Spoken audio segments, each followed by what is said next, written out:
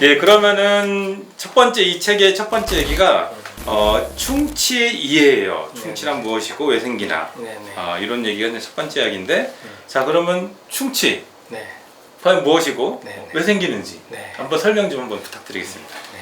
사실 치과 의사들도 충치 때문에 밥 벌어먹고 살고 있긴 한데, 명확하게 충치에 대해서 진짜 딱 명확하게 말할 수 있는 사람이 사실 흔치 않았어요. 저도 사실은 이 책을 정리하면서 정리가 됐고, 그전엔 막연하게 그냥 이가 썩은 것, 파인 것 정도로만 생각을 하고 있었거든요. 그래서 이거와 이거는 왜 다를까도 저도 사실은 헷갈려 있었는데, 몇 년 전부터 저도 알고 있었기 때문에 이제 대부분은 좀 헷갈릴 거라고 생각을 하고요. 이 여러 가지 정의가 있는데, 충치라고 하는 거, 치아 우식이라고 하는 거는 옛날엔 뭐 세균이다 해서 벌레가 먹는다고 생각했지만, 지금은 대부분 이제 세균이라는 현미경이 발명돼 가지고 세균이라는 걸 알게 됐고, 이제 공용되는 대부분의 이 정의는 세 가지입니다. 우리가 당분을 먹은 거를 입에 있는 세균이 분해를 해서 산을 만들어 가지고 치아가 녹거나 파괴가 돼서 어떤 결손이 생기는 증상, 그거를 이제 충치라고 하는데요. 여기에 바로 이 세 가지 요소가 다 들어가거든요. 세균, 탄수화물, 당분, 그다음 우리의 치아가 녹은 거. 그래서 이 세 가지가 합쳐졌을 때 충치라고 합니다. 표로 보면은 이렇게 보이는데요. 세균 원인, 우리 치아의 원인, 당분의 원인, 요 세 개가 같이 있을 때 요거를 이제 충치라고 합니다. 어떤 경우 우리가 이제 이가 같이 깨졌지만 세균에 의해서 파인 게 아니라 맞아서 깨졌다거나 이러면은 이제 세균이 아니니까 충치가 아닌 거고, 당분이 없이 그냥 치아가 녹는 경우가 있어요. 그러니까 뭐 무슨 온도계 공장에 있는 노동자들이라든지 이런 분들은 공기 중에 산이 많아가지고 이가 부식이 돼서 녹는 경우도 있거든요. 그게 이제 치과에서 나타나는 직업병 같은 건데, 그런 경우는 뭘 먹어서 당분이 아니어서 치아가 패이는 건데, 그거는 이제 또 충치가 아닌 거죠. 그렇죠? 녹는 거니까. 그래서 요 세 가지가 겹쳐서 나타났을 때 이제 충치다라고 하는 거죠. 설탕을 많이 먹으면 무조건 충치가 됐다. 또 이런 건 아니죠. 요것만 있어도 안 되고 결국 이게 뭉쳐야 되는 거죠. 요즘은 여기에 시간이라는 걸 합쳐서 네 가지 요소라고 말하고 있습니다. 시간은 어떤 거죠? 그 짧은 시간만 이렇게 노출이 되면은 안 썼고, 이게 좀 지속이 돼야 된다라는 세 가지 요소들이 했는데도 그게 짧으면 또 잘 안 생기고 이게 지속이 돼야 된다. 그래서 자기 전에 꼭 양치질을 하라는 이유가 그때가 제일 중요해요. 제일 중요한 거예요. 집에 가서 그래서 저녁에 자기 전에 양치를 꼭 하고 자야 될 것 같습니다. 예, 충치란 무엇인지 이제 왜 생기나 알아봤고, 그리고 두 번째로 충치를 만드는 요인들. 그래서 요 하나하나를 조금씩만 설명을 드릴게요. 처음에 세균 얘기인데, 보통 이제 무균 상태의 무균쥐들 있잖아요. 우리 보면 무균 돼지도 있고, 우리 어떤 실험을 할 때 쓰는 그런 무균쥐에 설탕 밥을 아무리 먹여도 충치가 안 생겼어요. 근데 이제 보통 균이 있는 쥐에 설탕을 계속 먹였더니 이게 충치가 생긴 거죠. 결국은 세균이 없으면 충치가 안 생긴다. 이런 이제 이유가 된 거고요.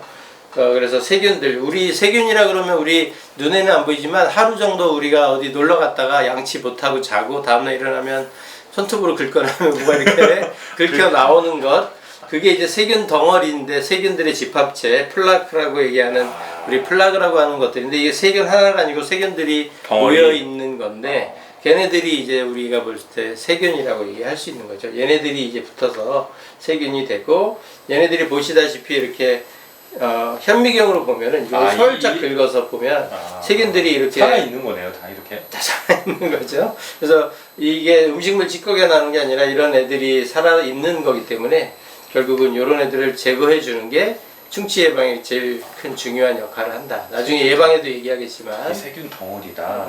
현미경으로 보면 이제 이렇게 보이는 거죠.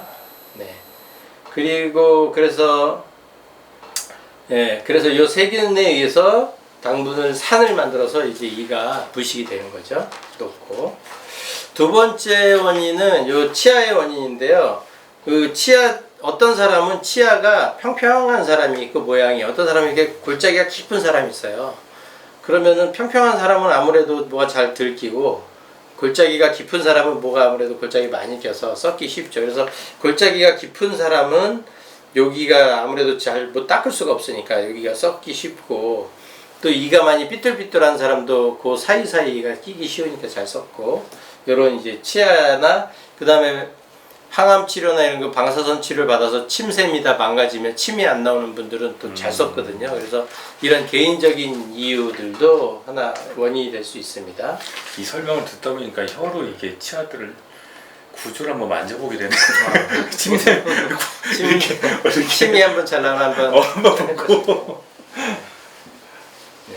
그래서 그런 것들 뭐 홈이 너무 깊다 그러면 홈 메우기 해주거나 이런 식으로 해주면 나중에 예방이 되는 거겠고요. 네. 그 다음에 요거는 또 하나는 충치가 어린애일 때 많이 생기고 젊었을 때 덜 생긴다는 게 정설이었다가 최근에 이제 나이 인구가 뭐라 그럴까요? 고령화되고, 예, 고령화되면서 예. 노인층 노인 인구 측에서 충치가 다시 늘어나고 있는 게 잇몸이 안 좋으면서 이 치아에 뿌리가 노출이 되거든요. 이렇게 덮여 있었던 뿌리가 이렇게 내려오면서 치아 뿌리가 노출이 되는데 여기가 또 약한 부위이기 때문에 또 여기서 잘 썩어요. 치근 의식이라고 치근의 치아 뿌리에 충치가 또 나이 들면서 잘 생기기 때문에 이제 요런 때 또 충치 관리를 또 잘 해줘야 되겠죠. 그 침도 잘 안 나오시는 분들은 인공타입 같이 그런 것도 좀 하셔야 되고, 오이를 좀 드신다든지 하게. 입이 마르면 안 되니까요. 네. 그 다음 요인은 세 번째는 당분인데요. 요 당분에 대한 것도 확실한 게, 요게 이제 옆에 표가 제 2차 세계대전 때 노르웨이의 7세 어린이들의 설탕 소비량하고 충치율인데, 딱 보다시피 전쟁이 피크로 치면서 설탕 소비량이 줄었더니 그때 아이들의 충치가 확 주는 게 보이시죠. 그러니까 이 설탕의 소비량과 충치량은 서로 비례한다 이렇게 볼 수 있겠고요. 최근 들어서 뭐 모든 음식들이 달아져 가지고 한국이 이제 많이 늘었지만 최근에 그것도 다른 원인으로 줄긴 했지만요. 그래서 요거는 확실하고, 그래서 똑같은 쥐인데 설탕을 입으로 먹게 한 쥐는 충치가 막 생겼고, 그 당분을 녹여가지고 빨대로 목구멍에다 직접 이렇게 넣고 입을 거치지 않은 게 그냥 먹은 거는 또 충치가 안 생겼다. 그래서 결국은 당분이 입을 지나갔을 때 충치가 생겼다. 그러니까 술 빨대로 먹어야 되나요? 그러면 마셔야 되나요? 컵보다는 빨대로 해서 이에 안 닿게 쏙 먹으면 훨씬 낫죠. 네네. 네. 생활의 응용이. 생활에 궁금한. 네. 그리고 요거는 또 좀 유명한 실험인데, 스웨덴에서 그 1946년부터 51년까지 정신질환자를 모아놓은 수용소에서 한 실험인데, 지금은 사람을 대상으로 윤리적인 문제 때문에 이거를 못해요. 근데 이 당시에는 했더라고요. 그래서 똑같은 사람들에게 누구는 간식을 안 주고, 누구는 설탕을 주고, 누구는 초콜릿 주고, 누구는 엿을 주고 했더니, 캐러멜 주고 엿 주고 했더니, 충치에 몇 년 후에 보니까, 5년 후에 보니까 충치가 생긴 개수가 완전 다르더라. 그래서 똑같은 당분을 먹고 안 먹고도 중요한데, 얼마나 끈적하게 해서 입안에 오래 남아있는 당분을 먹었느냐에 따라 입안에 들러붙고 오래 남아 있으니까 이제 많이 쓰는 거죠. 그래서 지금은 할 수 없는 실험인데 이때는 할 수 했던 실험이라 옛날 실험 하나 이렇게 보여드렸고요. 그래서 지금도 이제 이런 게 중요하죠. 그래서 다음에 제가 오늘 사실 또 조금 이거는 좀 새로 최근에 나온 주장이기 때문에 요게 굉장히 요거를 이해하시는 게 굉장히 중요할 것 같아서 요거는 좀 얘기를 많이 해야 될 것 같은데요. 시간이에요, 시간. 요거는 조금 어려운 얘기지만, 보통 우리 입안의 침은 pH 농도가 7 정도에서 중성이에요, 중성. 우리의 침은.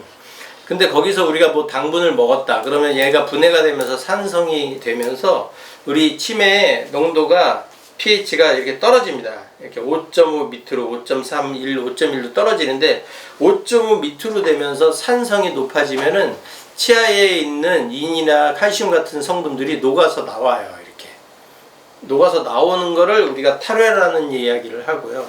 녹아 나오는 거고, 그리고 이제 다시 시간이 지나서 얘네들 꿀꺽꿀꺽 삼켜서 당분이 더 이상 없으면은 산이 안 나오고 삼키고 치매에 의해서 중화가 되니까 다시 이게 줄어들겠죠. 그래서 올라와서 5.5 이상이 다시 올라오면은 다시 중성이 되면서 치매에 있는 칼슘이나 인 같은 무기물들이 다시 치아에 달라붙어요.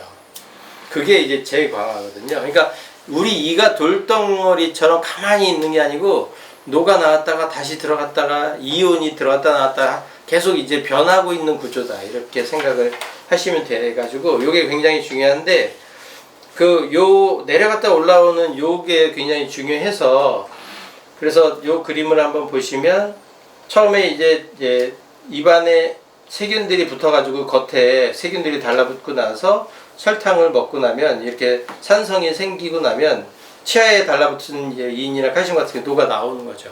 이게 이제 탈해고, 그러다가 이게 중성이 되면 침 안에 있는 게 다시 들어가면서 그 빈자리를 메꿔주는 게 이제 재광화라고 할 수 있거든요. 탈해가 안 좋은 거 아니에요? 그렇죠. 그쵸? 녹아 나가는 거니까 재광화가 좋은 거고 이런 건데, 우리가 진짜로 한 몇 년 전에 어떤 젊은 남성분이 오셨는데 한 30대 초반이신데 이가 너무 잘 닦아서 긁었을 때 플라그가 거의 없지, 양치를 굉장히 잘 하시는 분인데도 이 사이사이가 뻥뻥뻥 다 썩어서 한 10몇 개가 충치가 다 생기셨다고. 갑자기 성인인데 잘 안 생겼어야 되는데, 그래서 아니 왜 이 사람은 양치도 잘하는 것 같고 그런데 왜 이렇게 썩었을까 너무 궁금해가지고 자꾸 물어봤더니, 그분이 영업사원인데 1시간에 한 번씩 어디 영업사무소를 도착할 때마다 믹스커피 하나씩을 주면 그거를 계속 마셨다고 하더라고요.